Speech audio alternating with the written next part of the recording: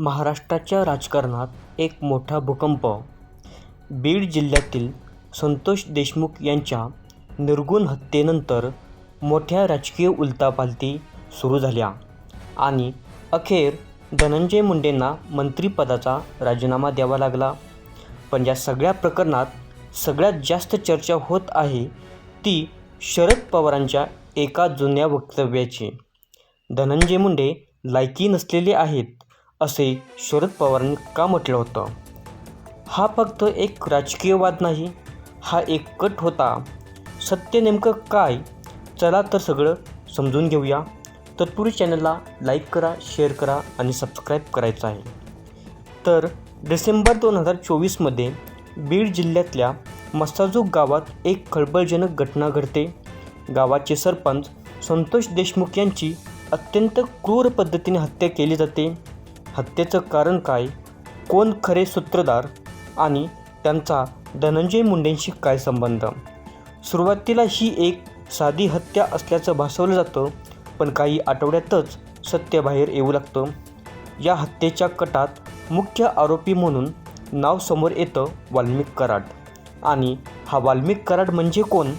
तर वाल्मिक कराड हा धनंजय मुंडेंच्या अत्यंत जवळच्या विश्वास व्यक्तींपैकी एक.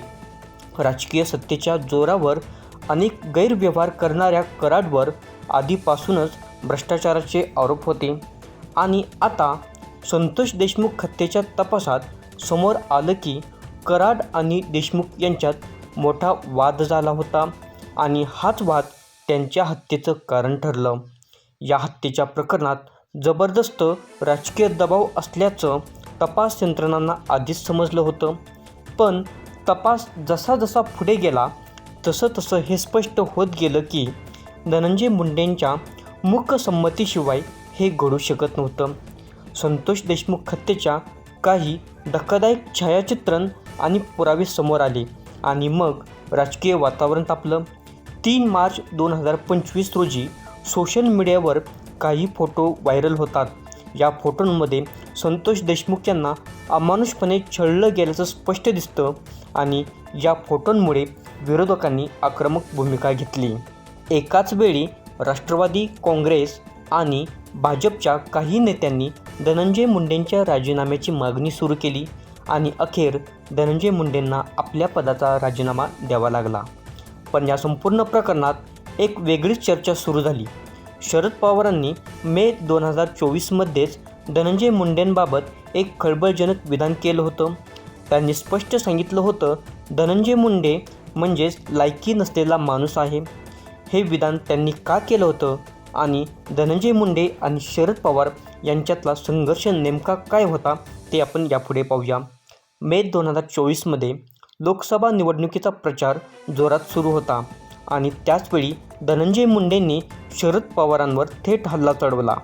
मुंडे म्हणाले होते, शरद पवार यांनीही भाजपसोबत जाण्याचा विचार केला होता, मग आम्ही महायुतीत गेलो तर आम्ही गद्दार कसे काय? यावर शरद पवार संतापले आणि त्यांनी थेट धनंजय मुंडेंना लायकी नसलेला माणूस असं म्हणत त्यांची निर्भत्सना केली. आता धनंजय मुंडेंचा राजीनामा झालाय, पण या सगळ्या राजकीय नाट्यात अनेक प्रश्न अजूनही अनुत्तरित आहेत. ते म्हणजे धनंजय मुंडेंचा या हत्येत प्रत्यक्ष सहभाग होता का? जर धनंजय मुंडे लायकी नसलेले होते तर त्यांना एवढी मोठी संधी का दिली गेली? या हत्येच्या कटामागे आणखी कोणाचा हात आहे? या प्रकरणात अजून किती धक्कादायक खुलासे समोर येतील? तुमचं मत काय? हा राजकीय कट आहे का? तुमच्या प्रतिक्रिया कमेंट्समध्ये नक्की सांगा आणि अशाच रहस्यमय आणि धक्कादायक बातम्यांसाठी आमच्या चॅनलला सबस्क्राईब करा आणि बेल आयकॉन बटन दाबा.